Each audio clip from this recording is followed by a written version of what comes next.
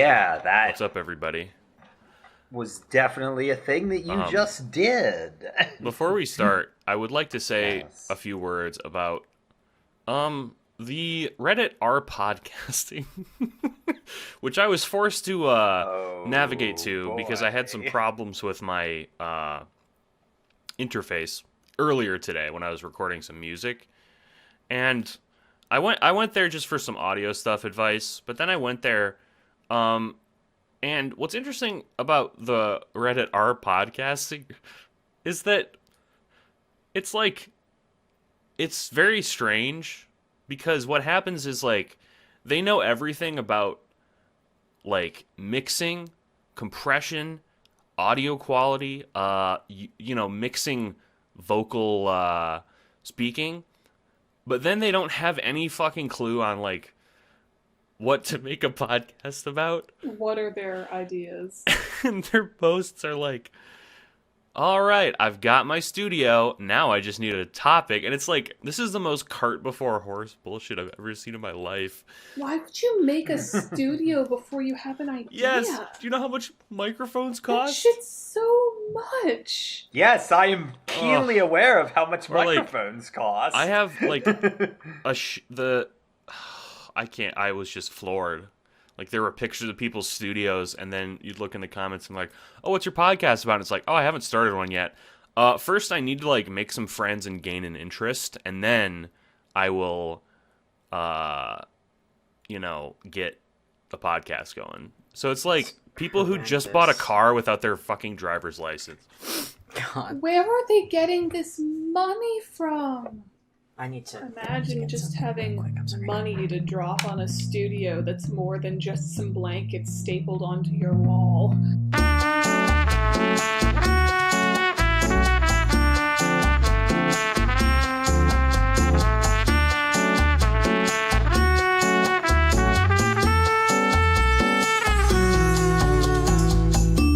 Here's another question for another day. Why is Kanai British? Why did we just decide that? Oh, there is a specific reason for that. It's because the voice of Kanaya in Vox's Let's Read Homestuck is British, and that became the default Kanaya. And yeah, she's just, that's literally just her voice. Hello, Rose. Would you like a spot of tea?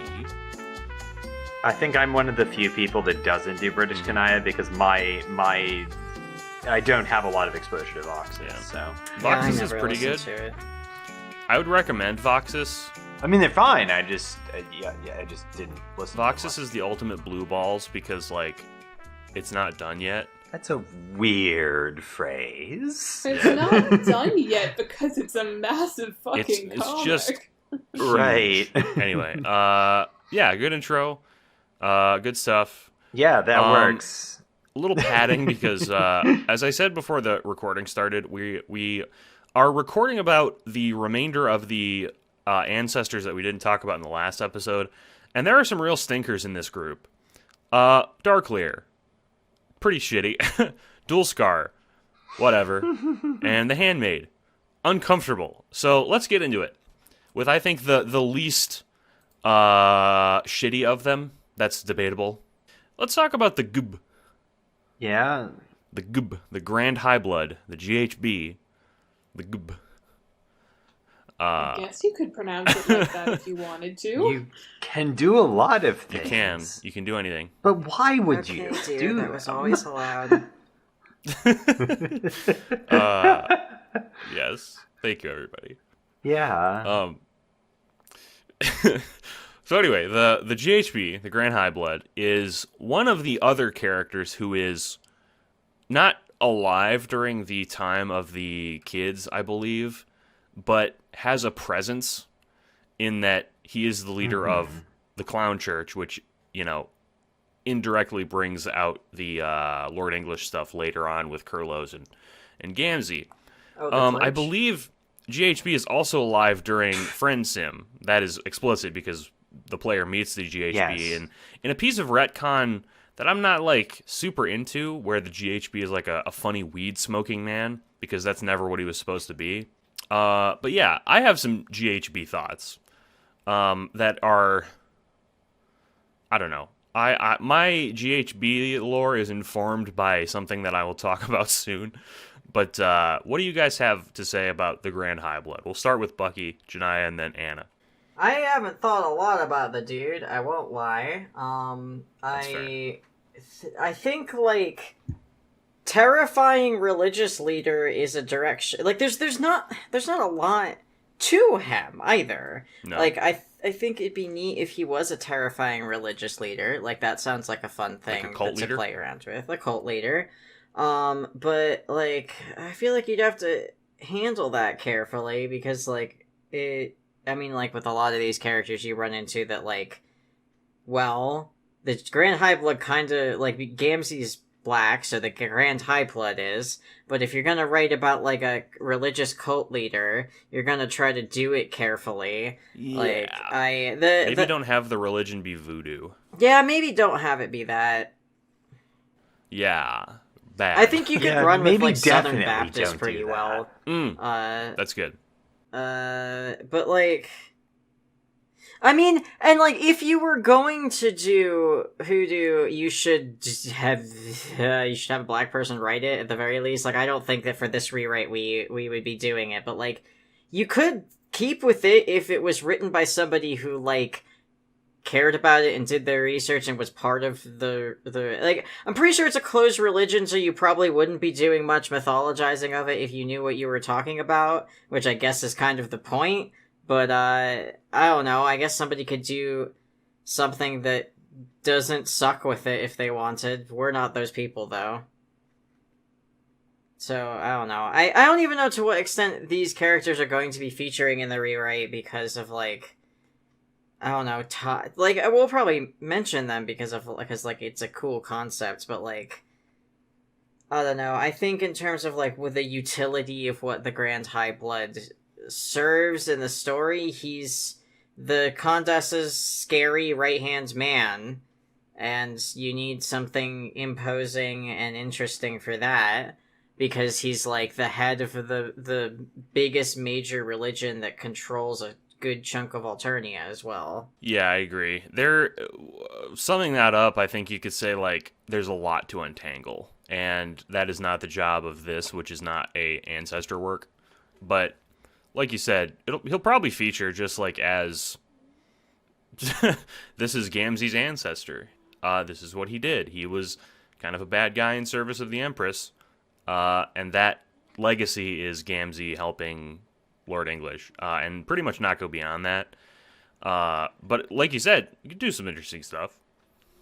What else you got to say? That's about it. I don't, like, that's kind of the extent of the thoughts I have on it. I could go into, like, I could talk about what I remember of how he was depicted in the fandom in the past, but I don't think that would be very fun. No. And I don't think I'm the person to talk about that either. So if you know, you know. It sucks. Suffice to say, it was bad. It was like, a lot of people in the comments who are newer Homestucks are like, oh shoot, I didn't even notice the racism parallels. The GHB was one of those things that was like, this is racist. Like, this is not an accident. The fandom response to GHB in the old fandom days, if you know, you know. We're not going to get into it, but like, that is some explicit shit right there. It's bad. Janiyah, what are your thoughts?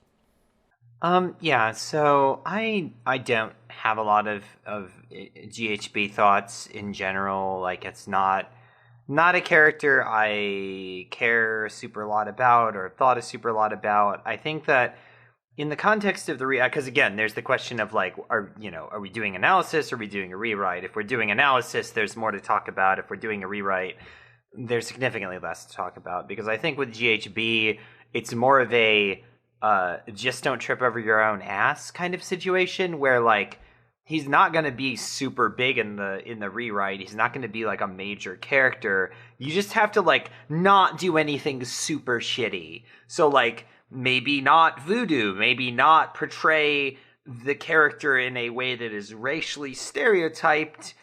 And beyond that, I mean, you're kind of okay. You know, he's the scary cult leader, helps Condes, important in the whole ancestor cycle. yeah, in a supporting kind of way, like that's fine. It doesn't have to be, you don't have to unpack every issue from the old fandom for these characters, because that's not what we're attempting as this podcast. We are not, in fact, trying to quote unquote fix Homestuck. We are making what we feel is more coherent work, and that involves like, retooling some of the characters. But in this case, like, just making sure that we don't run afoul of any like, racist tropes or anything like that. But no. Also, just as an aside, I'm sure that like 14 episodes in, people are going to listen and hear that we're not fixing Homestuck, we're rewriting Homestuck. Like, it's in the fucking name. I'm just kind of laughing because like none of the people who have that criticism are listening this far. Yeah, in. no, I don't. No, they're definitely super not. I just felt like being petty, which I can do because nobody that's listening that would care about that is listening right now. Yeah. Because they haven't listened past the first episode. And if you are listening, good for you. Do better. Glad you got almost a full work week into our fucking podcast. That's dedication to criticism. Maybe we've donate to all of our Ko-fis and Patreons and whatnot. Fully endorse this. All the links are in the description. Anyway, yeah. Oh yeah, Anna, go on. What's your high blood thoughts? So the Grand High Blood is actually a character that I cut from my musical. Okay. So he's not one that I have a ton of thoughts on, but I do have some thoughts on him, and they all relate to one thing that the comic sort of alludes to, but not really. This is mostly from fan stuff, is the lack of separation between church and state in a world that supposedly has no religions.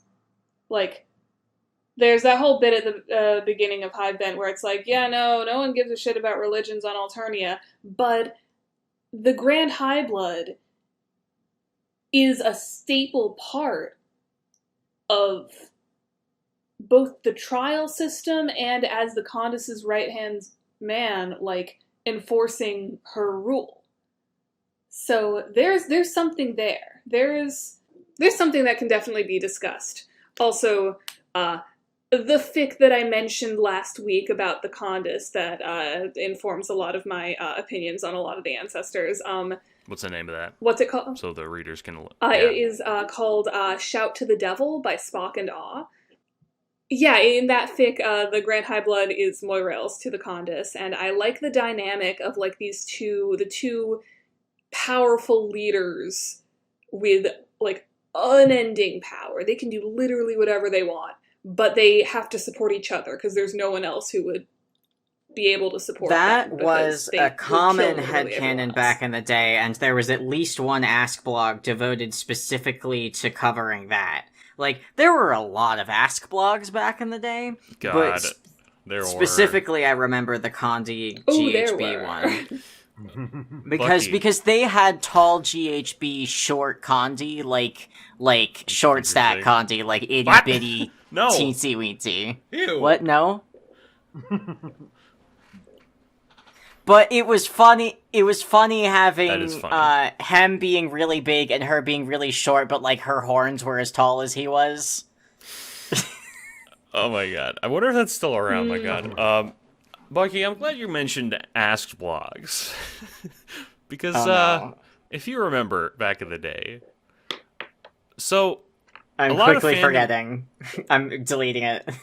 A lot of fandom response to the GHB was, as we've said, legitimately like anti-black in that like he was a stereotype who spoke with stereotypical language.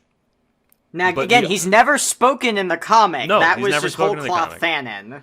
fanon. But the other interpretation of the GHB was not so racially charged, but it was charged with a certain vibe that I can only describe as like daddy. I was going to ask if you were going to use the H word. And I love that for GHB. I love the idea of like. No, it was horny. It was like this. Yeah. What's the word for Thirsty? Bara? He's Bara. Oh. He's a big guy with huge man tits who's like the gays love. Yeah. And I love that for him, frankly. A big problematic sort of Dilf? guy who's built like a brick shit. Jilf? It's the role that Marvis took on now. I mean, Yeah, like a himbo. Yeah, Marvis That replaced is- the Grand High Blood. that is still racially charged, though, because like the sexualization of black men is not something that you can like discount.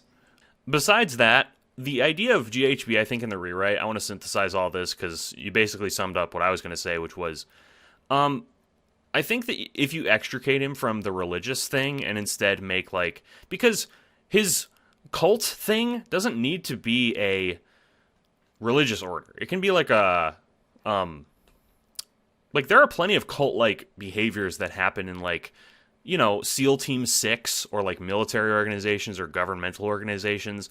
You don't have to go the religion route to make the Purple Bloods like have a clown motif or do that kind of thing. And I think what his best role is just like an important but very supplementally important character who is not characterized very heavily. And he's used as more of like a force of nature. Like the GHB kept the peace on Alternia. He's not a man so much as like a technocrat who is just in charge at the time. It's separating out the weird, like, potentially anti-black shit. Like, the idea of, like, you know, the state religion thing is actually kind of good and does actually, like, work with the Alternian world building. It's just you have to be careful about how that's portrayed, specifically because, you know, Hussey decided to go with like voodoo. If it was Scientology, that would have been cool, like a fake Scientology. Well, there's lots of like Christian. I'm just going to say Christian because that's what we're all fucking talking about. There's lots of different like Christian religion variants that are like IRL fucking state religion shit going back to like the Middle Ages. So like that's definitely a thing that's very prevalent, even like now. I mean, we've got a bunch of politicians that basically try to do state religion without calling it state religion now, except sometimes they just do call it, you know, state religion. You're just supposed to go along with it. This is the part of the show where we lean in close and say, have you guys read this book by Hungry Santa called Das Kapital? Anyway. Well, Marx didn't really talk about religion a whole lot, and like, I feel like Marx religion is one of the areas that like Marx kind of fell down on, but like there's definitely an issue with like the merging of imperialist powers and religion. Like that is a super big, super important thing in real life, and since we've really leaned into the Alternia as a critique of actual real life imperialist powers, including, by which I mean primarily the United States. I've got it. He's a televangelist now. That fits. Yeah. Yes. Like that kind of, the fundamentalist Christian, like evangelical, they are very intimately linked to modern imperialism because, again, the United States as the premier modern imperialist power and is very intimately linked to the evangelical movement. Like it has such a strong influence over our from the perspective of someone in the U.S., we are all U.S. citizens on this podcast right now. It's something that's really intimately linked to our political system and has like a ton of control. So I don't think the non-religious GHB, I mean, it can work, but I actually think the religious thing it lends a strength to the character. It's just, again, maybe not voodoo. Maybe not do that. That's not great. We did get a surprising amount out of GHB, more than I thought. Yeah.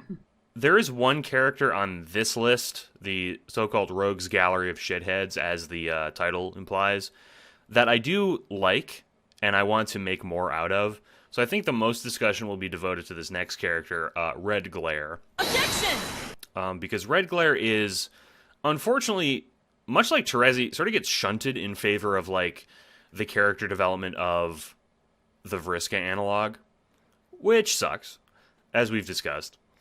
Um, and I want to talk about how Red Glare could be maybe brought forward a little bit, maybe elevated from the rogues gallery of shitheads, by making her not just someone who is dying on the altar of like Mindfang's shittiness, as like, because like in the comic, also what happens is, for the listeners who don't know, Red Glare searches down Mindfang, who is Vriska's ancestor, and gets killed because she had the audacity to like go up against Mindfang, and this is portrayed as a girl boss moment on Mindfang's part. So she's just kind of like a sacrificial dragon in a way. But she has all this cool like motif stuff, a lot of crunchy things you could explore with her. I'm especially interested to hear what Anna has to say due to the musical. Ah, yes. Teresa Rowan, Yes. one of the best characters in the fucking show. I Exactly. love her motifs and what I did with her. We'll save the best for last in that case. I've said my piece. Basically, I just really despise that, it's the sort of the Pyrope legacy to just be like on her knees in front of Vriska's like waist for her whole character arc. I'm not super into that. A lot of Terezi likers are not super into that because otherwise Terezi is characterized very well. Same with Red Glare. She has a lot of personality. And then she just, all of that amounts to elevating a blue blood. We'll go Janiyah, Bucky, Anna. I've said my piece. So.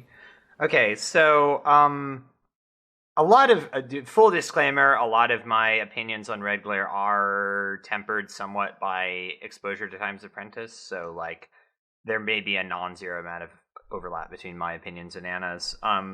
But there's something specific. So I had talked in the Ancestor episode, or what? Yes, at some point, I think, about the idea of making the whole like signless thing a little more like actually a thing, with both the signless, literally the signless from the Ancestors, and also with Cancri. So have a little bit more of the like political revolution strain be a thing that exists. And I think that Red Glare is a very interesting part of that, because like Red Glare comes in as not someone that knew the signless personally, but someone that like picked up his ideas and then continued to do the thing, even though she didn't know him personally at all. And I think that like that whole thing and the thing with the summoner kind of starts this thread of like, if there's an oppressive power structure, people are going to resist it and rebel against it. And in Alternia, the Signless is representative of that. So that means we have the Signless, we have Cancri, we have Karkat, as kind of like different facets of this, because they're all the Vontis, whatever bloodline, I guess, for lack of a better term. And then, Red Glare is, I think, kind of an interesting character because she does have like some level of entanglement with the system, but also she's like a lot more conflicted than someone like Terezi is in the beginning, where Terezi's just sort of wants to be a cop in the beginning.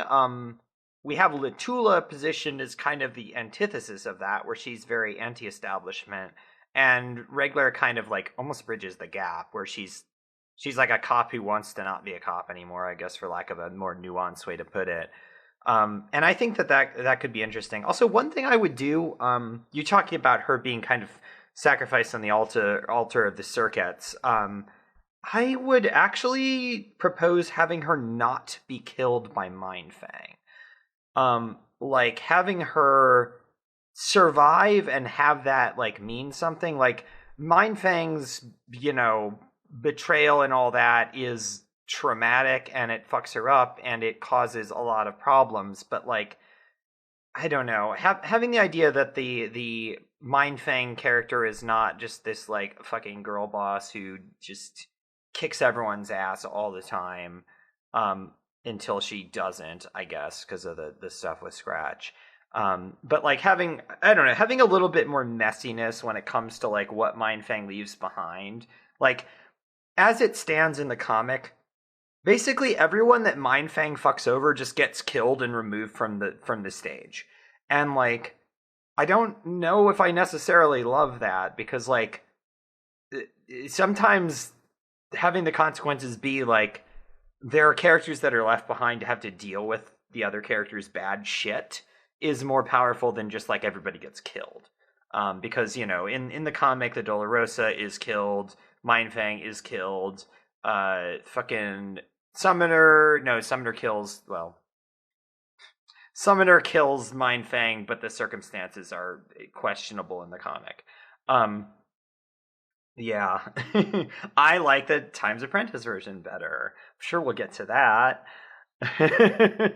But like, yeah, I would kick around the idea of having Red Glare be someone that continues on, like, again, sort of like carrying that legacy of this the Signless and what the Silence represents, and the idea of rebelling against this imperialist structure where like you have people that are continuing to try to fight something, and it's very big and very hard to do that, and they fail a lot, but that's still something that's worth doing. And like I think that's a thread that isn't fully realized in Homestuck, because like Homestuck's not a particularly revolutionary work at its core.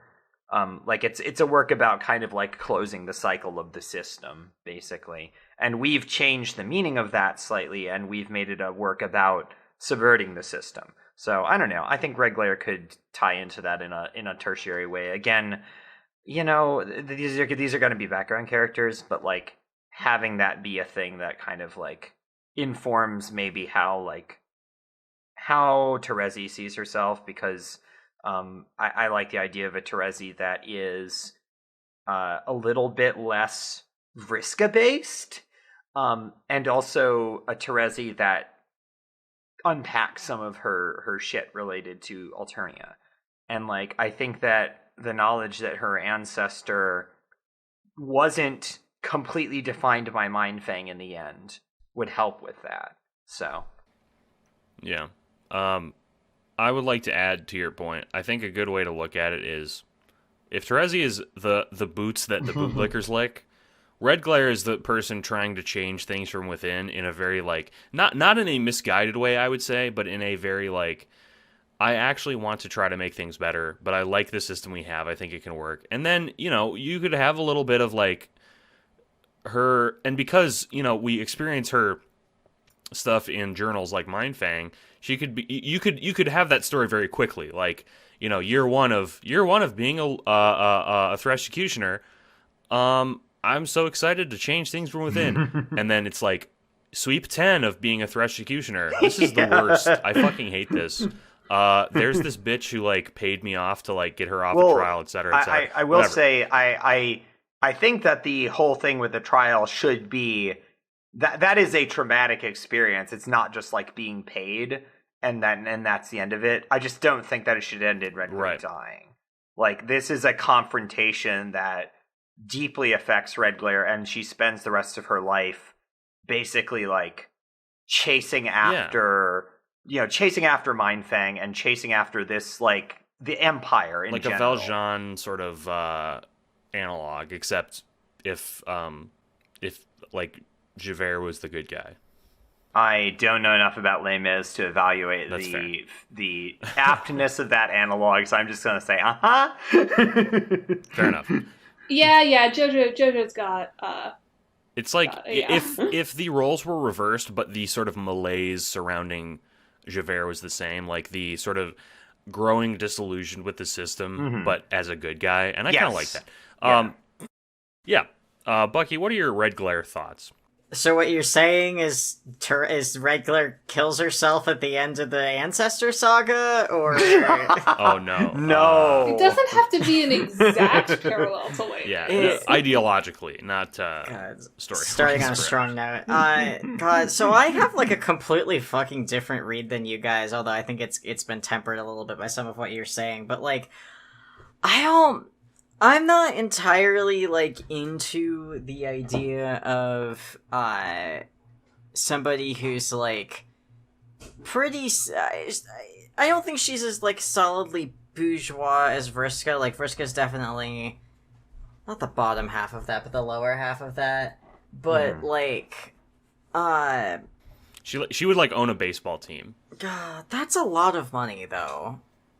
You mean Mindfang? Yeah, but that's yes, yeah. Mindfang. Okay, yeah. Or the whole circuit thing is like they're millionaires who like are insecure about being millionaires instead of billionaires. That's their vibe to me. Yeah, that's a cerulean thing, I think, with the advent of Hive Swap. But like, I don't know. I just like. I don't know to what extent that a lot of what you guys have been saying is supported by the original text. I think a lot of it is really good extrapolation, but like, we don't get a lot of regular perspective, because as it stands, it's all from Mindfang's perspective. Mm-hmm. So, like, Yeah, that's true. I want to be charitable to her, but I'm like... I'm gonna be petty for a second. I'm still thinking about Vriska and Terezi's Pester Quest routes, and like the That's something I've been thinking about recently.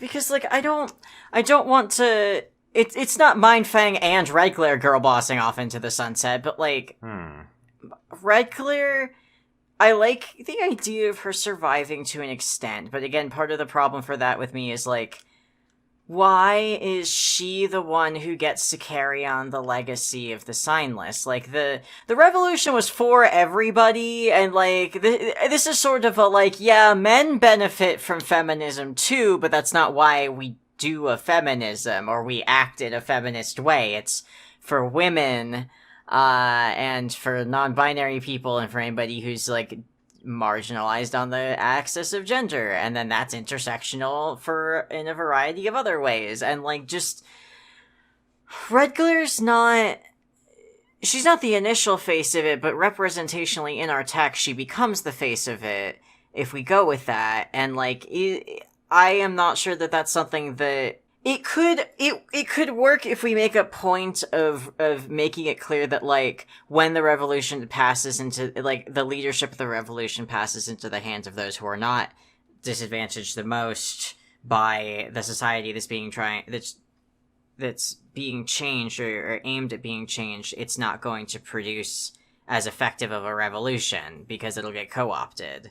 And, like, I do like the idea of her going after a while, like, wow, this sucks. But, like, you really need to, if you're going to do a character that, like, went, wow, I've been, like, participating in the system, and it's really bad for not only me, but, like, everybody around me. If you're gonna do that, you have to do that correctly, and, like, this is where I'm going to insert my last Girl Scout tangent. I've moved it from a previous location.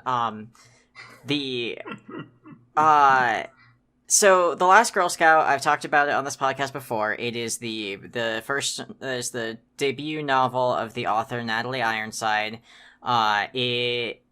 It has a big "dead dove do not eat" warning in the front of it because it deals with fascism, and it deals with, like, a world where there's a significant fascist force, and there's a significant force of people fighting against that as well. There's actually, I think there's a lot more of them, of the people of not fascists, but because there's a lot of different groups of people who are pretty happy with not living in Fashland. But one of the main characters grew up in the communist society, and one of them grew up in the fascist society. They're both trans women, and, like, one of them got to transition relatively young, and one of them didn't. And Julia Bonacci, the woman who grew up in the fascist society, like, her whole deal is that she through fuckery was able to transition a few years before she left Fashland. I will not get into that. But before she was in a position where she transitioned, she was part of, like, and they're called the black shirts in the text. It's not fucking subtle. And it's like a it's a fascist Christian society, fascio-Catholic or something. Catholicfascist? Yeah. They're Catholicfascists. Pretty much. And her character arc after she leaves is, like, she's very fucked up about the fact that she, like, was like an SS agent. But, like, it's not as important that she's fucked up about it as it is important that she wronged people and basically will never make up for that. And she's getting over the Catholic guilt thing, but a lot of it has to do with her going like, all right, and this comes more in the short stories, because for most of the actual novel, they think that they're going on a suicide mission, which doesn't lend itself well to reparative character arcs. But she ends up, like, she's the first major person to defect from the fascist side to the communist side, and, like, do it openly and proudly, and she ends up, like, getting a group of people together who have, like, motorcycle jackets that say Renegade on the back, because, like, they've got fasc tattoos, those aren't going away, so you might as well make it fucking clear that you're not a fascist anymore. And I don't know, she has a lot to... She doesn't just sit there and wallow in how bad she feels about the fact that she did bad stuff. She, like, gets up and does something about it, even though she's depressed and, like, is probably going to be traumatized for the rest of her life. She fucking does something about it. And, like, I think that that's sort of what I'd like to see something like here, where, like, Red Glare absolutely has bought in for a bit, but something happened, and she realizes maybe it's because maybe an almost identical scenario to Cannon Goes Down, where Red Glare is going after Mindfang. It seems like everything's going well, and Mindfang mind controls everybody in the audience, and she's hung, and it almost kills her. Yeah, that's actually what I was going to propose, is that because she gets, like I said, it's not, she's almost killed. Like, I don't know, the specifics aren't actually super important, but I kind of, like, I think my interpretation of it probably aligns maybe closer to what you're saying than I maybe made clear. So yeah, I like that. Yeah. My point being that, like, I think someone in her position is going to have to experience personally being victimized by imperialism. Everybody raise your hands. And, in order to realize that something needs to be done about it. And then can learn the lesson of, like, just because it hurt you doesn't mean that other people aren't also important. And, like, I have no idea if any of this is going to make it into the rewrite, but I think that, like, Red Glare is better served as a foil to Mindfang to show that just because you're in a position of relative privilege and it's working out well for you doesn't mean that you can't change your mind about the impact that you're having. Yeah, I agree. There's also something to be said, I think, for the Bucky in the vein of also Bucky. I love when you just go off about books. Like it's so hypnotic to me. Just like, oh, I've never read this book, and I really you make the book sound readable. But anyway. I'm glad, because I talked about fascism a bunch during that segment. Yeah. No, I want to read that. I was clicking around adding it to my Amazon thing. But anyway, I think there's also something to be said in your vein of, no, maybe Red Glare is not as sympathetic as, you know, me and Janiyah were talking about. I know you guys want to fix her. I know you want to fix her. I know. So bad. We can fix her. We can fix the cool lawyer. Anyway, we can fix Troll Phoenix Wright. Troll Girl Boss Phoenix Wright. Is she Phoenix Wright or is she Miles Edgeworth? Oh, yes, you're right. She's a prosecutor. She's Troll Femme Boss. Yep. Miles Edgeworth. Got it. Nailed it. Anyway. Nailed it. Crushed it. Got it in one. Those are definitely words you said. Mindfang and Red Glare also absorb, like, a revolutionary sentiment in a way that reflects how revolutionary sentiments are absorbed by, like, the libs, basically. Where it's like, she is the she diluted, her essence is the seed of that fucking CIA, like, video about, like, at the CIA we're a diverse organization full of people who can help each other, and it's like, oh, you're insane. You are co-opting revolutionary sentiments for the fucking CIA. That is batshit. I think that could be also included in, like, Red Glare and Mindfang.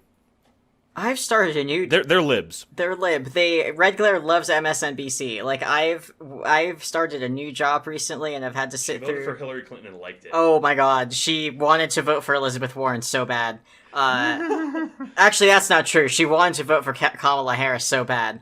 Yeah. I hate that you're right. Red Glare's Kamala Harris. in a lot of like weirdly That accurate is a ways. horribly cursed thing to say, and why are you Because Yeah. that's my job on this podcast.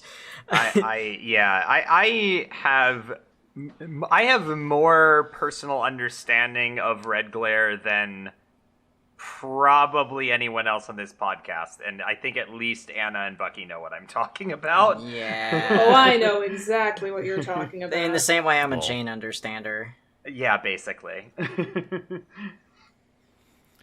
Oh man. Finally, Anna, what are your? We got a lot out of these two. Looking down the list of the rest of the characters that we have to discuss, I don't think we'll have this much for them. But Anna, what are your red glare thoughts? Tell me. Okay, so I want to go back to something you said at the very beginning of this conversation, Jojo. You said that, like, you feel like Red Glare's got a lot of potential, and What Pumpkin wasted their... They completely wasted this potential. I want to argue that someone at What Pumpkin realized this already. They realized that there was a character that had... This idea of someone who wants to change things from working within the system. They realized this was a really great idea for a character, but that hussy fucked it up by not expanding on it. Oh. And then they wrote Tizius. Yep. Yeah. Oh, okay. Yep. Red Glare is just Tizius. They are the same Yeah. character. Interesting. Or at least Tizius is the Pester Quest sort of, or the Friend Sim, like, interpretation of what Red Glare was supposed to be. Yeah. Yeah. I realized this when I wrote Work, which is the song that Red Glare's song in Time's Apprentice, where she talks about her desire to change things to make it so, like, defense trials actually exist on Alternia. Well, not Alternia, but the version of Earth that is based off Alternia that my musical is, because I had to file off all the serial numbers. But... yeah, so I wrote this whole fucking song, and this was, the date was July 19th, 2018. Tizius' Route came out the next day. I fucking predicted that shit. You've done that. There are multiple moments where you have either predicted something that happened in a post-canon work, or your ideas mysteriously showed up in a post-canon work. I am convinced that Nepeta's backstory was stolen from Strife Stories. Are you What Pumpkin? I wish. I'd make things better if Hang I on, was. Anna's in New York City. What Pumpkin was in New York City? Has anyone ever seen Anna and Andrew Hussey in the same room? And then we Please look at the don't do camera and, this. like, there's a monster, and it's the Twilight Zone episode. Also, Anna, the song "Work." Whenever I see that title, I think of the Britney Spears song "Work Bitch." They're Work very- think about bitch work spelled by with me. Terezi's quirk. I think that "Work Bitch" would be, like, a cool song to include in Time's Apprentice if you ever wanted to, sort of rewrite it in any form or like, Yeah. I learned fucking today gets that it. if I ever take Time's Apprentice to a commercial level, I will be sued. So I'm Yeah. not gonna do anything more with Time's Apprentice. Not But, that you will be, just like that you could for all that you're worth, like 5 times over. Pitch to Yeah. Britney Spears that you think that her, like, wrought, angst-filled life is best conveyed through a musical. Through a It's Oh, Hamilton, but for Britney Spears. That is Oh, a horrible thing you just said. 10 years, I mean, honestly, minimum. a Britney Spears jukebox musical would Oh, sell. yeah. The investors would love Yeah, Yeah, that Britney shit. Spears has, like, a renaissance now too, because she got out of her conservatorship. But Broadway doesn't need any more jukebox musicals, and that can be discussed another day. But, yeah. Other Red Glare thoughts? So, thing is, Janaya said a lot of it. The whole idea of, like, trying to better things from working in the system, like, and her realizing that it's shitty, and she's gotta, like, I mean, a big thing with Red Glare is, like, she has privilege. She's aware that she has privilege. Yeah, She- she's one of those fucking libs who are like, we have white privilege. We acknowledge that. and we love it. And that's all they do. They just acknowledge Yeah. it, and that is the extent of their activism. But, like, she could take it one step further. She acknowledges she has privilege. She knows that being a teal means she is not in the same kind of danger, in the same kind of disadvantage, etc., etc. She should... I mean, I really love the... there is an old comic that I might have mentioned it last week. I don't remember if I did. Where Red Glare stumbles upon the disciple who's elderly in her cave, and the disciple tells her all about the Signless, and that's how she learns about the first revolution and whatnot. And I really like that headcanon. But yeah, no, I think, like, yeah, she could be taking that extra step and really use her privilege to the revolution's advantage. Also, she's in love with the Handmaid, and you can't stop me. That is correct. I'm really She sorry. is the Handmaid's only friend, and also they kiss. That's a great idea. I will work so hard to include that. Also, I'm sorry I'm giggling, because I happened to open Twitter, and this is relevant to this podcast right now. I only am mentioning this because there's a gentleman on the cover of Playboy that they included. And I was just looking at the post he made about it. And there's a comment by this guy in a handlebar mustache that says, "Just wrong. Nothing is sacred anymore." About Playboy. And that reminds me so much of fucking, like, almost perfectly, like, Equius. And this next character that we have to discuss. Dark Lear. So, I'm sure that everyone here will have... So, you know, if we don't get to the Summoner, Dual Scar, and the Handmaid at the end of this video, that's fine, because I'm sure everyone here has just copious Dark Lear thoughts. So, let's go around. Janai, what do you have to say about Dark Lear? I don't have Dark Lear thoughts. Great. Bucky, what do you have to say about Dark Lear? I mean, he's sure there. Great. Anna, what do you have to say about Dark Lear? I caught him from my show. Awesome. Anyway, the next character we're going to discuss is the Summoner. The Summoner is a revolutionary figure in that, like, they say he's a revolutionary figure and then he doesn't do anything that we see and dies. Which is like, what the fuck's up? What is up with this character? Like, I don't get what they were going for. I don't get what the point was. Like, Mindfang has this throwaway line about, like, oh yeah, there's, like, this guy who's not born yet who I'm gonna fuck and he's gonna kill me. I know this for reasons and this is just what I want. And that's, like, at the tail end of her fucking journal, and it's like, what? What? It's like Hussey's like, oh shit, I forgot the brown-blooded one. Here is Mindfang's boyfriend, boy toy, whatever.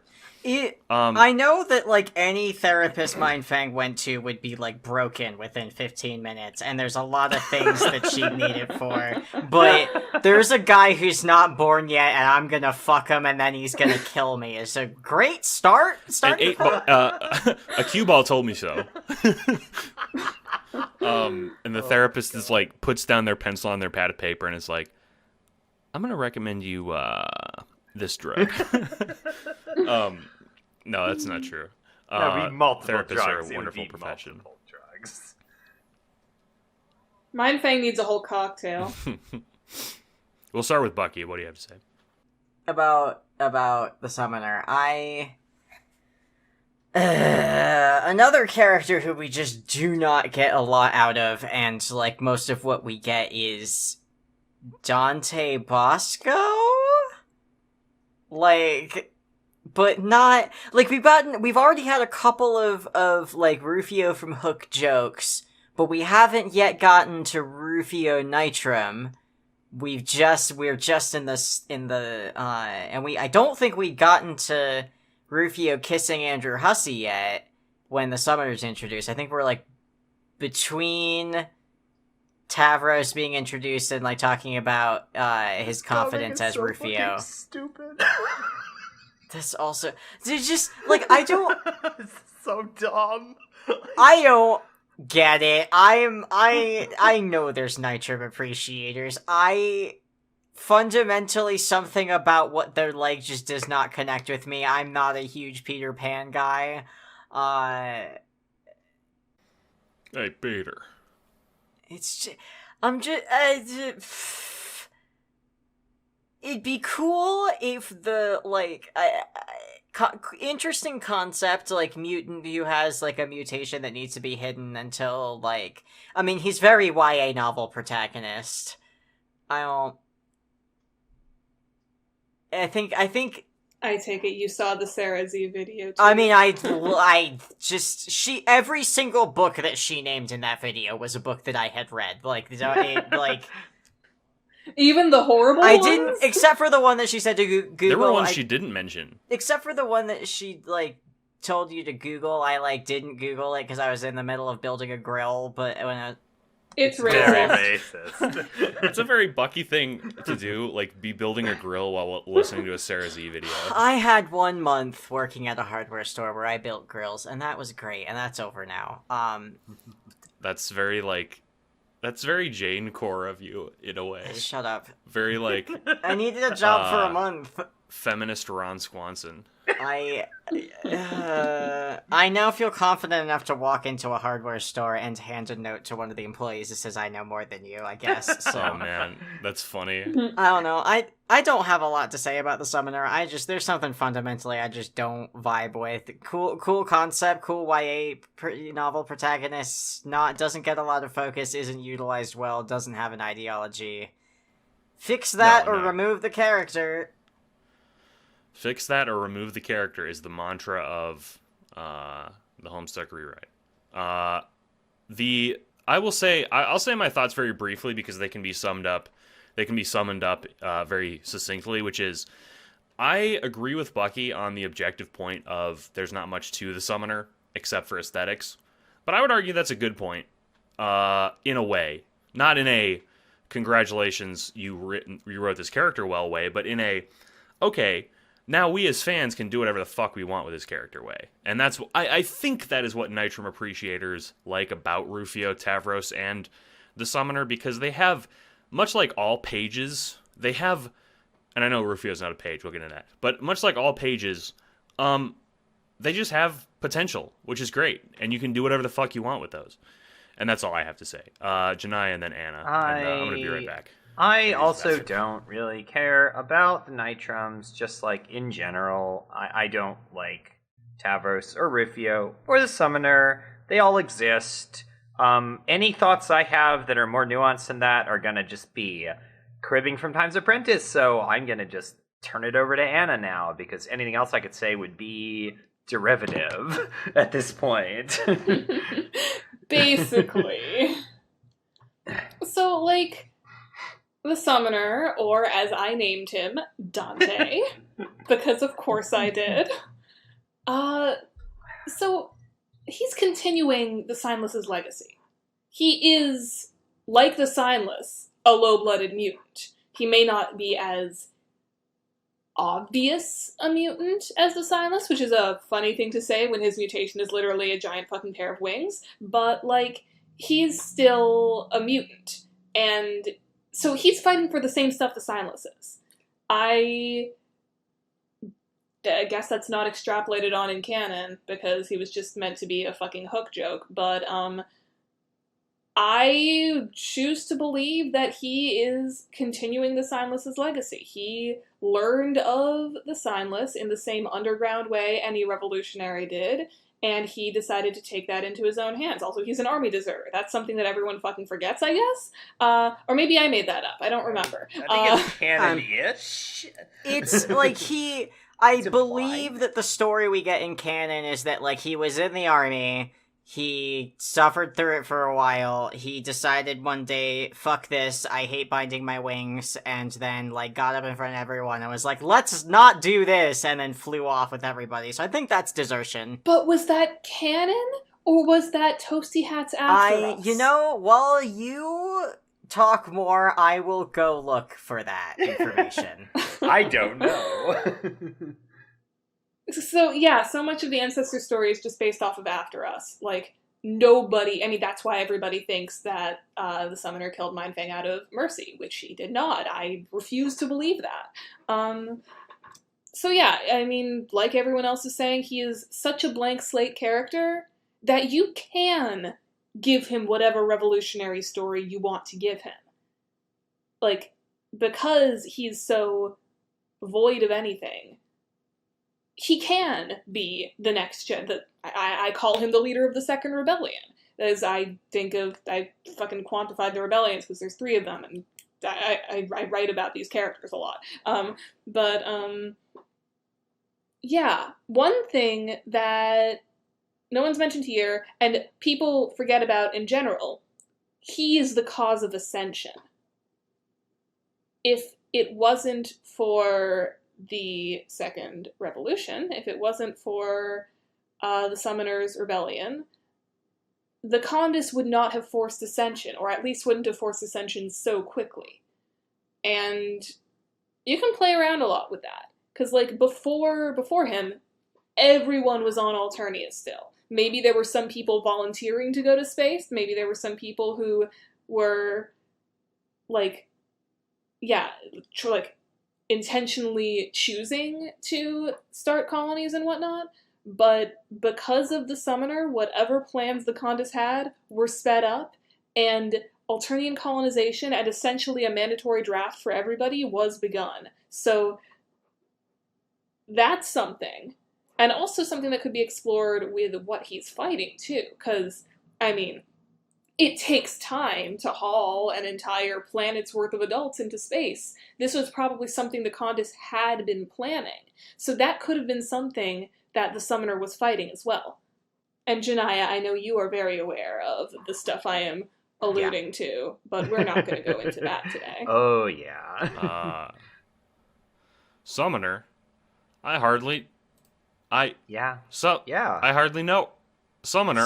I hardly know him. Did I do it right?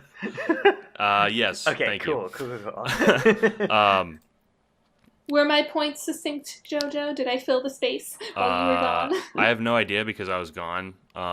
However, I will choose to believe that it was. I found the Mindfang paragraphs that we get about the Summoner. He would rise through the ranks of the Cavalry Reapers and assume command, having proven the most skilled and fearless of them. He would exhibit a remarkable pupation, the sort only recorded in myth, growing or perhaps simply revealing a striking pair of wings. His army, thus inspired, would spearhead a major rebellion. Surely one, at least on the scale of the sectarian revolt, crushed by the High Bloods who thereafter forbade its mention, or any invocation of the heretical symbols at all, even in private journals. Which is why I will stick to the fable of the Summoner, blah blah blah. Resolution, the Summoner's mutiny. Yeah, that's the resolution. So it sounds like it was less that he deserted the army and more that he deserted with the army. That he was risen up to lead an army. And then he took the whole thing. I don't like that. I like mine better. Fair. Yeah.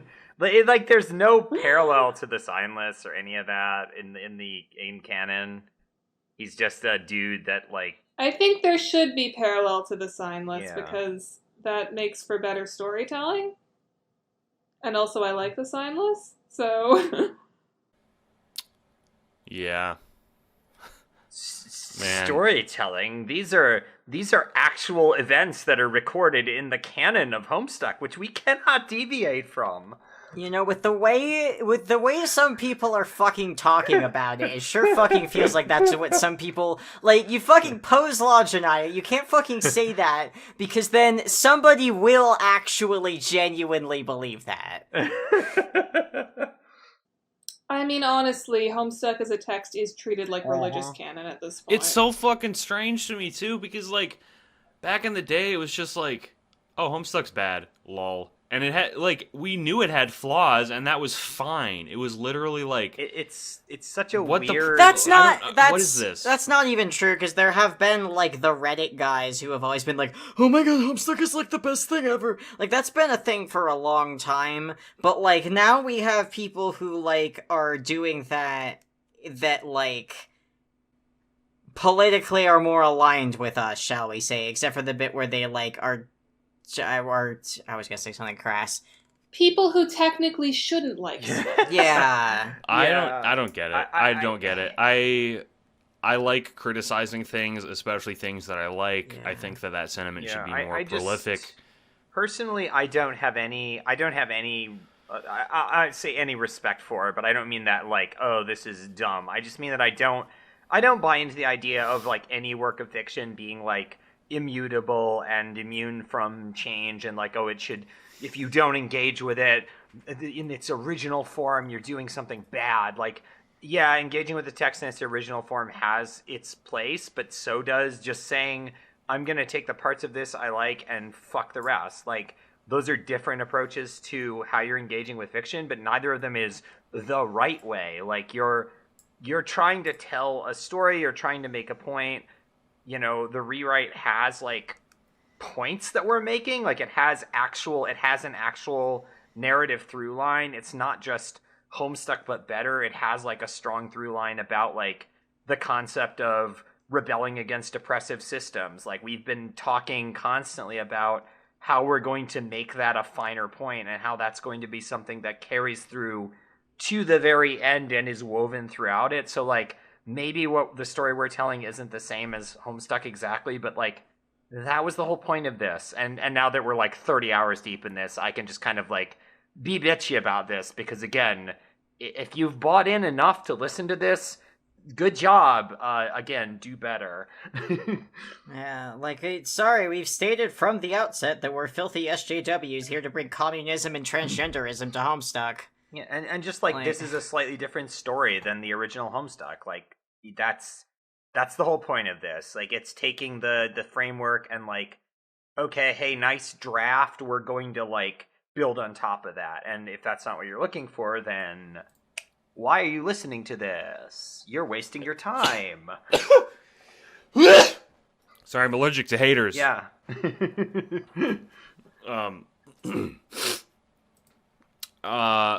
Fucking, let's talk about everyone's favorite character, Dual Scar. Dual Scar. The last two characters that we haven't discussed are, this one is disgusting, but it's Dual Scar and the Handmaid. I have more to say about the Handmaid, so let's keep the Dual Scar stuff brief, because like, I don't know, he's like a joke, but one of Homestuck's good jokes, where he's like, he is killed for telling a bad joke at the GHB, and is basically just like this soy, like, cringe guy. Why'd he's you like, say soy? He's an incel. Why'd Sorry, you I'm say reclaiming it like soy. that? You can't reclaim that. he's Fuck this- off. He's this incel style guy who is like, oh, girl don't like me, girl kiss other girl, oh, I'm gonna bitch about it to the police, and then the police are like, tell us a joke or I'll kill you. Jojo? And he's like, Jojo, yeah. I'm going to save every single cent that doesn't have to go into bills for like the next 6 months, and I'm going to give all of that money to you. I'm going to have you write a visual novel about Dual Scar that just casts him as the Quartering. Oh my god. Or he's like the golden one. I will match the He's, like, amount really buff, that but Bucky also an pays incel you somehow. for you to not do that. Yes. He's like, hello everyone, it's me, Dual Scar, here on my ship. I have... Why is he The gold, German? no, he's the not- gold one. Golden He's a one Swedish fucking Nazi. He's like, yeah, he's a Swedish Nazi. He's like, He's a here Swedish. I am on my ship. He's a Swedish Nazi that Natalie Wynn used to debate specifically. Oh man, we can't get into this. This sucks. I had like a 20-minute monologue about like like Fallout fascists earlier. You see, you have to side with the Stormcloaks in Skyrim, otherwise you are not. No. You will never get pussy. You. The Imperials. Whatever, I can't do this. Anyway. If you guys have any other things to throw on about Dual Scar, like, feel free. I have but I would just as soon get to the I have Handmaid. brief thoughts. Dual Scar is like a very specific type of role within the Alternian system, held by the couple of Violet Bloods we get, which I think is actually something to like make sure is there, which is the ardent supporter of the Empire that has power. I've done a non-zero amount of stuff with that character concept, which isn't directly relevant to this. I think it's cool, but also Dual Scar in the actual comic and in our rewrite doesn't really do very much. So the only thing I would make sure you do is that you don't turn him into some kind of like ooh, he's just a goofy, soft boy thing. Like, no, he's a fascist. He has Do not he's got power and he uses it to hurt people, and he supports the Empire wholeheartedly. He's not reluctant about it, and like him as just like, oh, he's just a simp for the Empress, like that's actually not a take I super love, because like he is very, very like, he has a lot of systemic power, and like reducing that to just like, oh, he's just like horny and that's why he's the way he is like, no, he's like the core of the Imperial system, basically. So like, other than not smoothing that over, you do whatever the fuck you want with him. Like he sucks and he dies. That's pretty much it. His name is Trevor, and he's a rich asshole with a boat. That's my thoughts on him. I did really like, I like what Janai is doing with redacted character for redacted project. That will become increasingly relevant soon, but like I would like to keep that somewhat mysterious, but like the thing about Dual Scar is that he does suck a lot, and he is the most rich privileged asshole other than the Countess, and like I grew up in Connecticut in a town on the water, on the side that's further away from New York, which has better water, which means there's more people. It's better for boats, which means there's more rich people with boats. So what I'm saying is that I'm like intimately familiar with the type of asshole that Dual Scar is. With boat assholes. Boat assholes. Yeah. I think those are called valves. Like, usually they only go one way, so like the water comes out of the boat, actually, and doesn't go back in. Boat jokes. Now, it's probably not even a rewriting real boat Homestuck, joke. a podcast now featuring boat jokes. As far as any of us are aware, it is a real boat joke. But like, he's a rich asshole who's so rich. He's the type of rich where he doesn't need to think about money because other people take care of it for him. He is an asshole, and like I know that some people think that that's hot, but I don't. And it's just I like looking back at like I am like just like 3 months shy of a decade in the Homestuck fandom. Like looking back on the way that Dual Scar has been like woobified, and like it's an extension of Eridan for sure. Like because he is Eridan's ancestor, and because like the one shot we get of him is him doing like a fucking doing a Batman pose. Like people are like, oh my god, he's so cool, he's so hot, like daddy step on me or whatever the fuck. I don't know if we were quite in the step on me era. I think we were in the like my ovaries era at that point, but oh god, I remember that. Yeah, you're welcome for reminding you about that. But like he just, I don't know, that's not compelling. Maybe it's because I got the Dual Scar, like, smut out of my system by, like, 16, but I was never particularly interested in it in the first place either. So, like, I don't know. I have similar thoughts to a couple of the other characters here, which is, like, it was actually really funny that he died because he couldn't tell a good joke, because of course he can't tell a good joke. He's a fucking rich asshole. Mm-hmm. What did the peasant say to the other peasant? Oh! Let's eat some mud! Really. But Like the Brilliant. like the dude who walked into the hardware store and called me a peon the other day. Amazing. you met a fucking Yeah. He was on the phone at the service desk and he was talking to the person on the phone. He was like, "Oh, I found a peon." I'm like, "What did you just call Wow. me?" Because I knew I Can was I- quitting in 2 days. Can I read you guys a review of my workplace that I think is relevant? Oh no. Yeah. Yes. This is by a gentleman named Gregory, and I'm gonna read it like I'm reading Dual Scar. That sounds good. It's a 3-star review. Here it is. This is a little fun for the viewers. This is what you get when you subscribe to the Patreon. Anyway.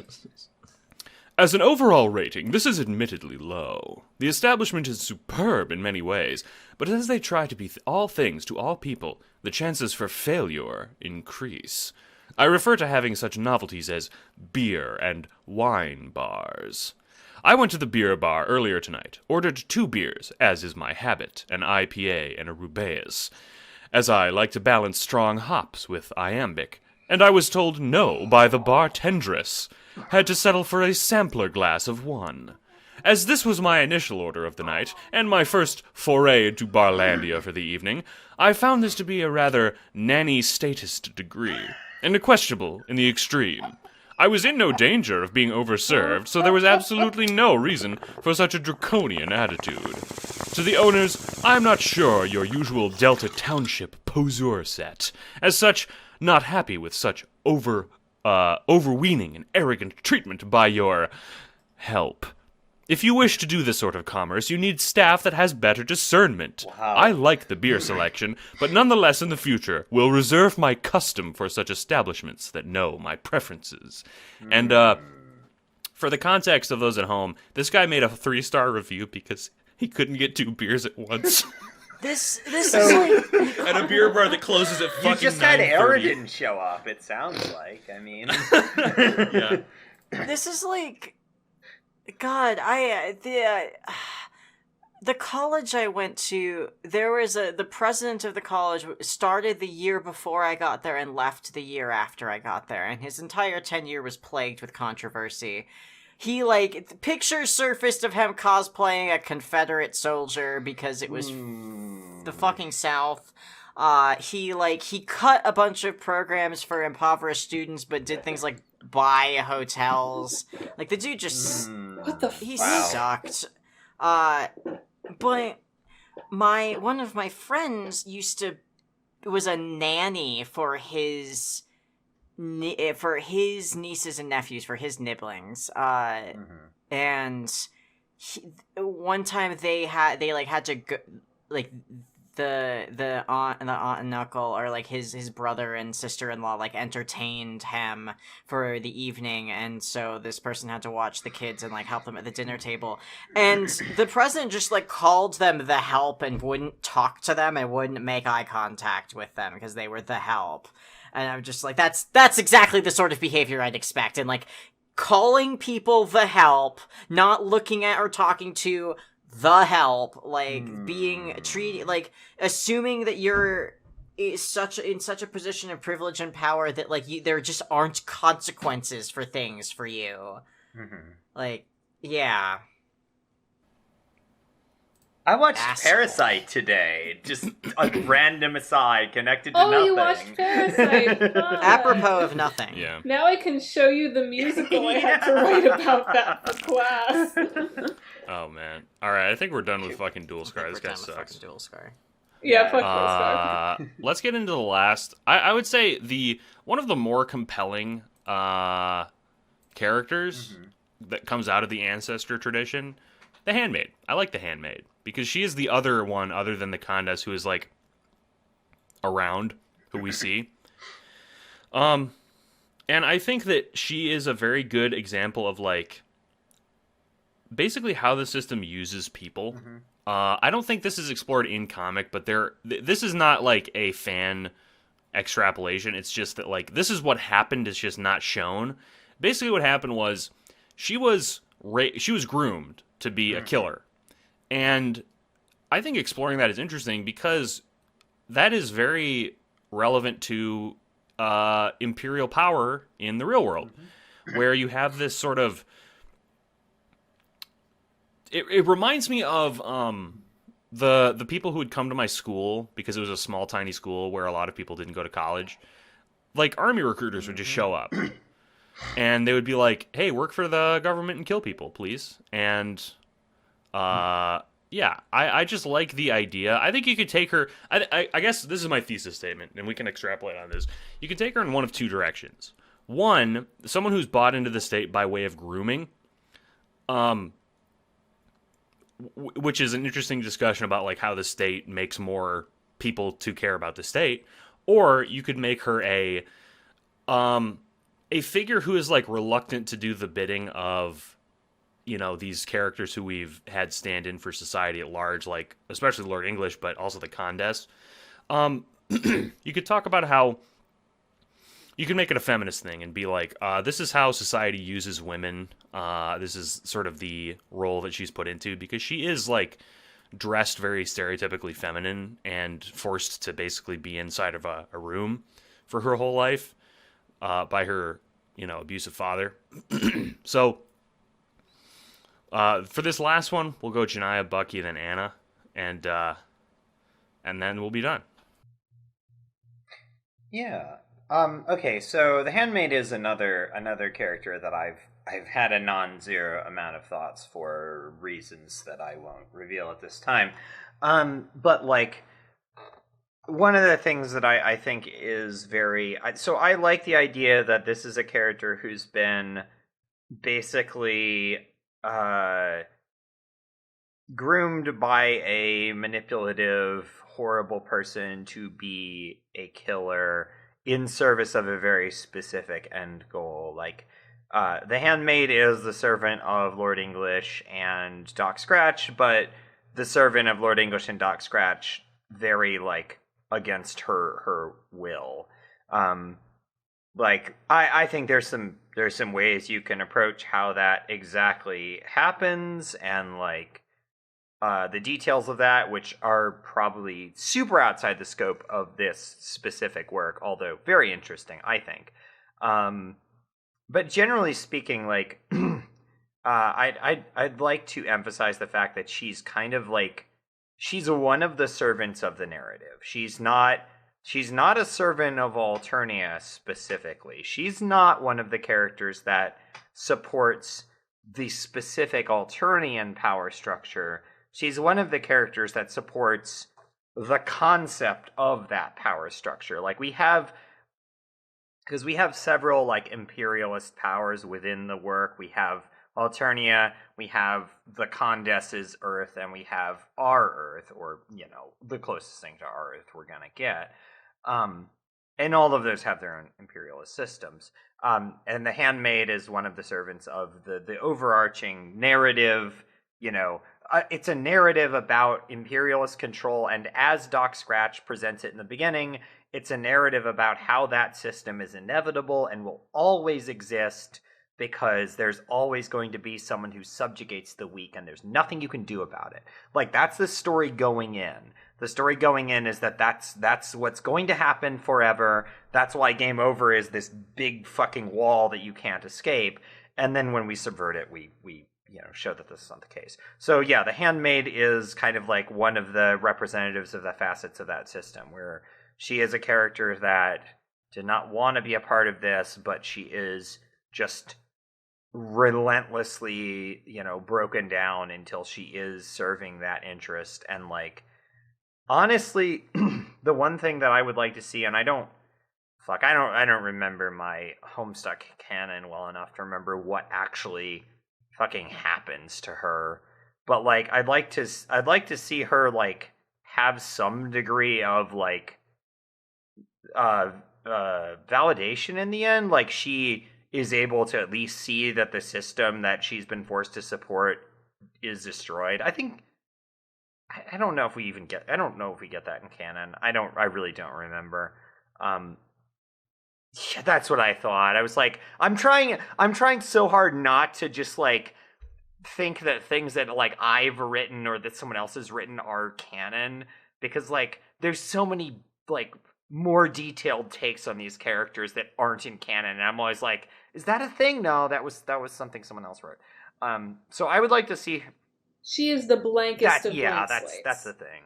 Hence why she was such a good protagonist. Right, For Times like of Purpose. I would like to see her kind of like, she's this very timeless character. Like she's basically there throughout, like because of her service to Lord English and Doc Scratch. She kind of like exists across the entirety of the timeline, which means she has a very like broad perspective on this whole like narrative control system that we end up subverting. And I would like her to be able to like, stand at the end of the world and laugh about it in the end, where it's like she gets to see that the system that Lord English and Doc Scratch were trying to, present as inevitable actually wasn't, and is completely, it gets destroyed in the end. They get destroyed. They're unable to fulfill what they thought was something that they, was going to happen.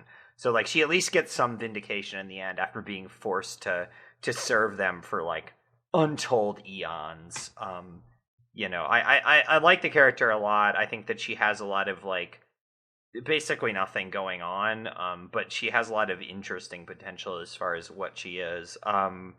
There's some aesthetic stuff to, like, kind of be aware of, again, with the whole, like, Asian aesthetic stuff. I'd say that with The Handmaid, it's less bad than with Damara, because, like, there's none of the Google Translate bullshit or any of that. She just has, like, I think it's a Chinese outfit, which, again, I don't know. It gets into some weird stuff with, like, how the characters are presented, but, like, I think it's less of an issue with The Handmaid. I just would like to see The Handmaid get some kind of, like, basically she gets the last laugh as far as being able to witness the system that she was forced to support crumble in the end. So, yeah, those are my Handmaid thoughts. Cool. Nice. Good thoughts. Thank you. Thank you. This is why you were selected, handpicked by the shadowy cabal of podcast pickers to be on this podcast. Mm-hmm. Bucky, what are your thoughts on the the Handmaid? Sorry, I don't know why I said that so strangely. Continue. Okay, so to piggyback off of the last thing Janaya said, I feel like a lot of the stuff with the Handmaid and, like, Dahmer, well, like, one, it's less weird that she's wearing Chinese clothing before the introduction of Damara, who's, like, explicitly Japanese. And, again, that's, like, Asian, or at least Japanese coded, speaks Google Translate Japanese, however you want to interpret that. I guess you could do some sort of weird, like, backwards, like, maybe Damara speaks in Google Translate Japanese because she's not Japanese and she's trying to fuck with people, but they explicitly say it's East Alternian, which sucks all around. Yeah. So, I don't think that works. So, I don't know. That's something that, again, is either best scrapped or left to somebody who is part of the groups that are being impacted by it. The stuff with her being, like, the stuff with the way that she's dressed and the way that she's treated also has a lot to do with the fact that Doc Scratch is a pedophile, and, like, her being, like, a little Asian girl has a lot more impact when you have a character who's explicitly, like, I guess, I mean, we already said grooming her, but, like, grooming her and preying on her, like, he just sucks all around. And, or at least, that's how he was in the original. I believe in the rewrite we decided that he's just more, like, bigoted than, like, explicitly creepy, just for our own comfort. We lost some of the, like, Doc Scratch is a pedophile stuff. Like, I don't know, that, to me, that always felt kind of like gilding the lily, like the bad version. We've had that discussion before. Shitting the lily? Shitting the lily, yeah. Shitting the turd. I think shitting the turd was where we landed on that. Shitting the turd. Scrunking the funklo.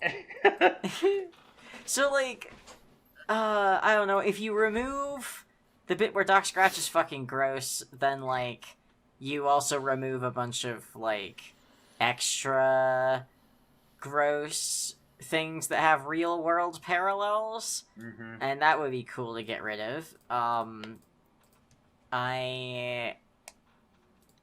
do think that she's a very compelling and interesting character. I think one of the reasons she's compelling and interesting is because there's just not a lot about her, so you can fill in a lot of different, like, emotional reactions to what's going on, since we really only see her personality as a child, and by the time we see her as an adult, she's, like, ancient and wants to die. And extrapolating from point A to point B, which is wants to die as a kid to wants to die as an adult, sucks. Yeah, your singular motivation being I want to die is like, That's why I think she should get rough. the opportunity to see that everything that Lord English stood for fails Oh. in the end. Because this is where the stuff about that I was sort of began with Red Glare comes up again. So, like, we have a member of, like, we have a cop, we know that legislators on Alternia are, like, not judge, but, like, jury and prosecution, and, like, cop. They hunt people down and bring them in and present the case and finalize it. If the big fucking monster doesn't. And so, like, why does this cop get to be the inheritor of the revolution and not, like, the summoner or the handmaid? Like, why can't the handmaid have some sort of, like, secret pocket in time where she has, like, books squirreled away or something where she, like, holds the few things that, like, she actually cares about, and, like, why doesn't she get to have the moment where she holds up the summoner necklace and, like, 'cause she's preserving it because she's outside of time? Like, she can be tasked with undoing it, but she can also give herself the task of, like, helping too in some way. Maybe that'll help. Like, but again, that's interpretation. Like, there's a lot of different ways you can run with this where you have her have a more meaningful part of the story. I agree. I don't know. Like I said, I like the handmaid in concept. That goes for most of the ancestors, actually. I like the concept, but the execution is, like, not unlike the rest of Homestuck, where the execution is flawed in some way. The ancestors are just, like, I think, intentionally left mysterious. And that's fine. I think there is some unfortunate, like, accidental stuff, like with the Grand High Blood we talked about. And also, like you said, Bucky, Jamara's sort of racist weirdness. I just think you're making me realize that, like, someone made a comment that said something like, every time there's, like, any kind of ethnic thing in Homestuck, you guys basically say it's bad, and they were just wondering why that was. And I did a lot of thinking about that, because I don't want to not include allusions to different groups. I think that's not the approach that we want to do. It's just that, like, anytime Homestuck itself adds any kind of ethnic or racial identity to it, it's as either a joke, a background element, or it accidentally makes something horrible happen. I've got a thought on that real fast, if you will indulge me.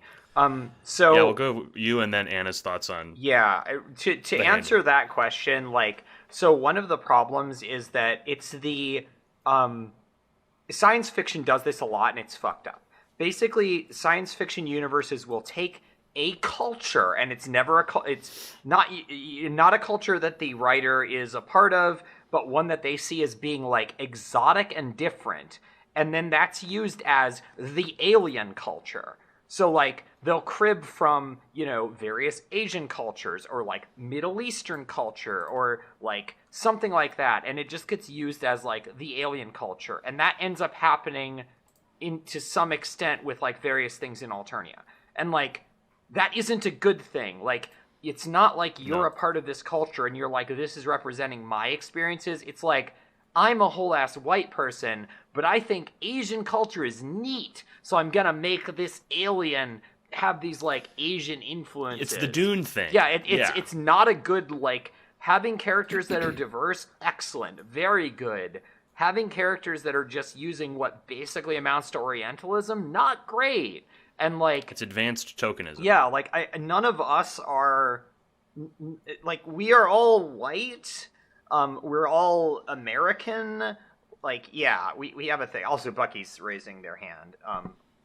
But yeah, that's basically it. Like, there's a lot of the Alternian shit is just like, it's just basically varying forms of like, oh, this is a neat culture, so I'm gonna like crib from it, which is not a great thing we want to do. Like, I'd rather develop Alternia as its own unique thing, or something that we as the writers can like actually relate to, rather than just like pulling from random cultures. Like, I think that's shitty, and I don't want to do it. I also love what Daft has already written so far about Gamzee.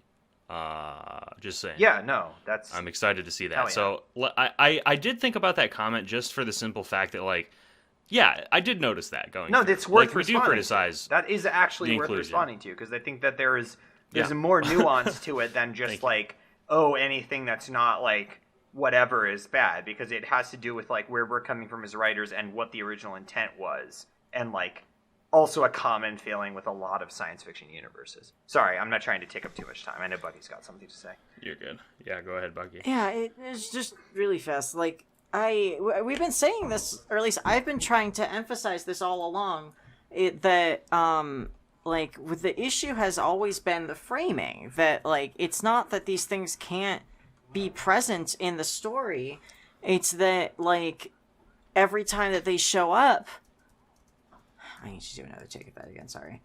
I've been trying to say this all along, like, that it's more the framing of the story, that these things these things can show up in the story. They're every single time they're framed in a horrible way. Every single time it's like, these characters can't just be ethnicity, they have to be horrible stereotype about ethnicity that's executed in a really racist way. And like, that we're talking about it every time it comes up is because Homestuck's really racist about it every single time. And like, this is something that like fans of color have been talking about in the fandom for years. We are not the first people to talk about it. They're if you search around on Tumblr and Archive of Our Own and other websites, you can find writings that are dated back, over a decade. But, like, I don't know, it's important to discuss it because, like, glossing over it would be doing a disservice to, like, people who are upset about it. Yeah, I agree. Fucking yeah, we kind of went on a tangent, but it was a worthwhile tangent. Good stuff. Thank you, Anna. Yes, Mara Megiddo, the protagonist of Time's Apprentice, the proswagonist. I don't remember if I did this on purpose, but I remember like I wanted to sprinkle in the Time's Apprentice's characters, and I don't remember if I added the Handmaid last on purpose. But if I did, congratulations, Paz JoJo. Thank you very much. Anyway, continue. So, the thing about the Handmaid is, so this has been mentioned before in this episode, that, like, she's seen it all. She has been across the entire universe. She has seen everything. And it's fucked with her. She is not okay. She was kidnapped as a child. Yes, her meteor dropped her late, so she would have died if she hadn't been taken by Scratch. But she was kidnapped as a child and forced to be the servant to the man who wants the world to suck. And in the time that she's been his servant, and I like the headcanon in my that I put in my show that her age was frozen at age 17. She still has the mindset of a child, even though she's millennia old. Because, like, why not? Scratch likes to torture kids. It just makes it more fucked up and more depressing. And like, yeah, I don't want to say she needs to suffer, because she does deserve better than she gets. But like, she is the embodiment of everything that's been done, the Scratch has fabricated this society. Scratch has made Alternia terrible. And the Handmaid is the epitome of everything that he has done to that society. But also, Bucky, what you were saying about her having her own little pocket dimension where she can keep memorabilia from everything else, like, you're gonna make me fucking cry, because, like, that's her family. She stays with the Signless for a little bit in my canon, so, yeah, yeah, I mean, actually, I got that idea from a fic about the Handmaid, by the same author as the Condis fic I mentioned earlier, where, like, yeah, she bounces along the timeline, does what she has to, but in the meantime, she ends up getting taken in by the Dolorosa and the Signless, and, like, she wants things to be better, but she physically can't make them better, because if she does, like, she will be horribly punished. And, yeah. Right. She deserves better. I don't know. I like the idea of her seeing. I like the idea of her seeing that it ends one day. That, like, she doesn't have to, like, die at the hands of the Condis, because it's like, oh, she was just literally meant to suffer and die. Like, it would be good if she could see that there's a better future on the horizon. I just don't know if there is a way that we could write her so she's not horribly hurt, because that just seems like such a fundamental part of her character, that she was born to suffer. She should be called the Sufferer. Also, yeah, she's in love with Red Glare. Like I said before. Yes. You know what, Anna, we're gonna let you have that, because you're our guest. And everyone who is our guest gets, you know, they get one thing. And I'm making Mara X Teresa. I think that I think that listen, I think that the Handmaid should be allowed to do two things. One, for Anna to date the Red Glare. And two, to smoke a joint as thick as her arm. She deserves it. She 100% deserves it. Like, just, you have to roll that shit with, like, she just packs the weed into, like, one of those, paper towel tubes and just goes for it. Sucks it down in one go. And then she needs it. She's suffering so much. She needs a lot more than just a joint, but a joint would help. A leg-sized joint, the joint the size of a 2-liter bottle, just like has to open her whole mouth to like even get around it. A comically large like butane lighter to light it up. Like,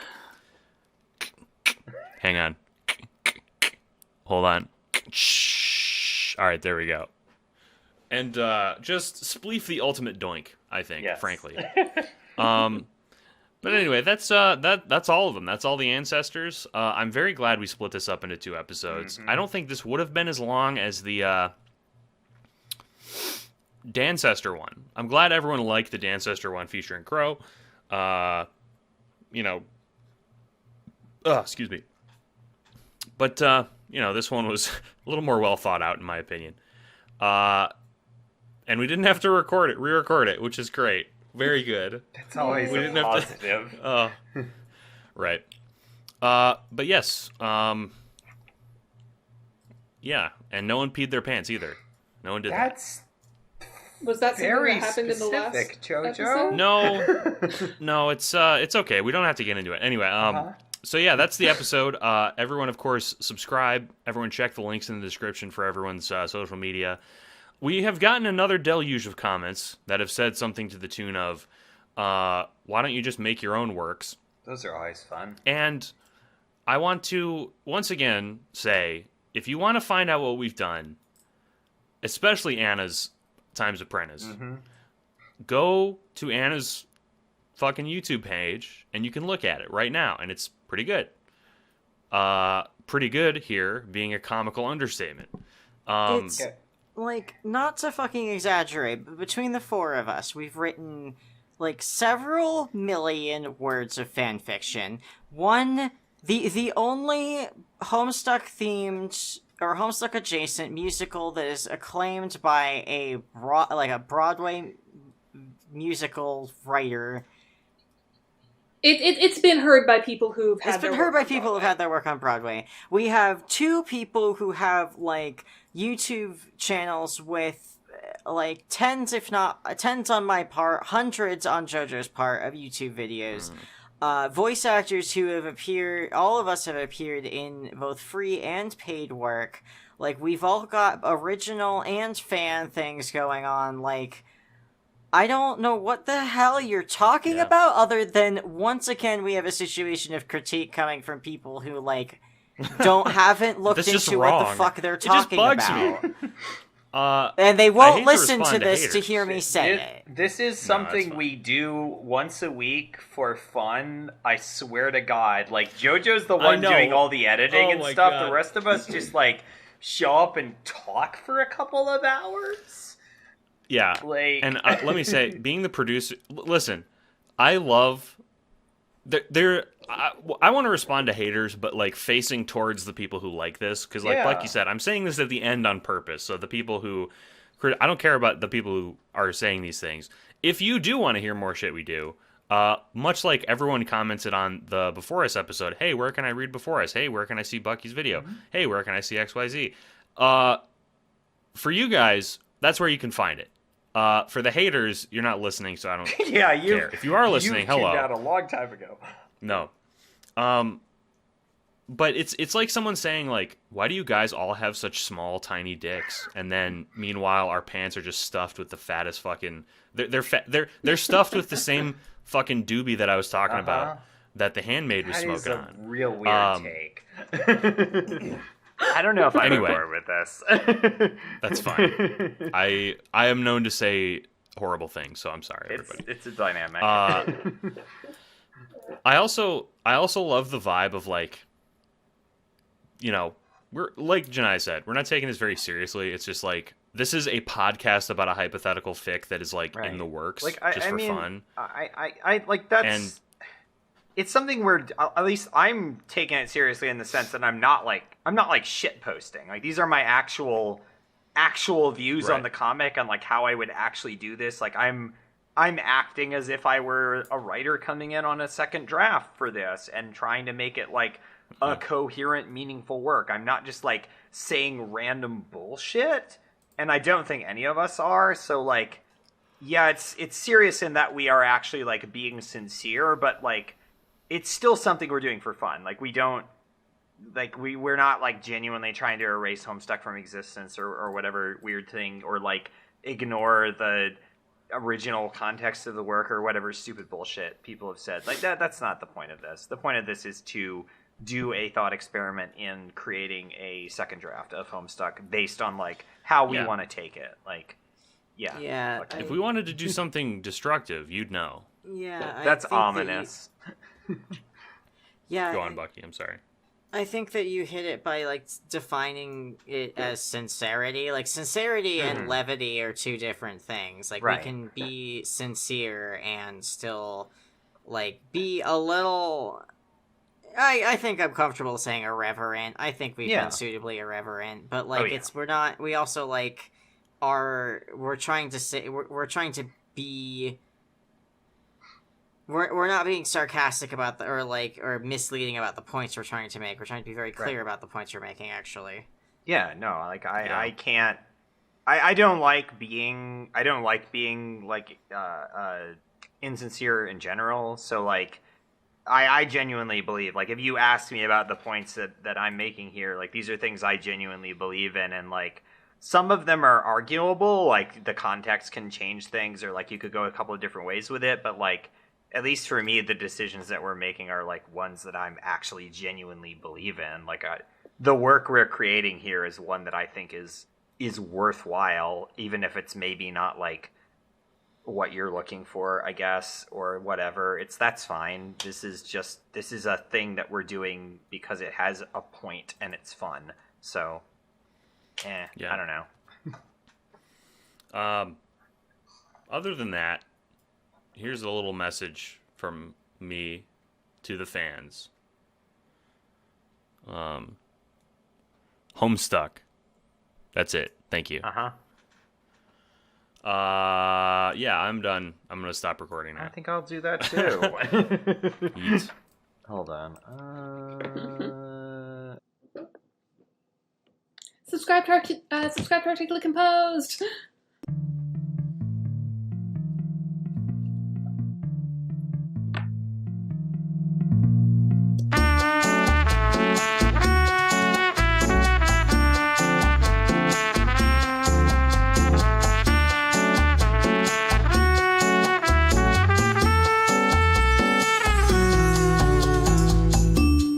Rewriting Homestuck is a podcast by JoJo McLovin, Janiah Riley, and Bucky Grant, hosted and produced by me, JoJo. Please follow the links in the description to each collaborator's Twitter and subscribe on YouTube. I'd like to thank my patrons for this month: Pyrate, Zipperozic, Kaleidoscope Mediator, Luna Skywalker Tucker, and Jojro.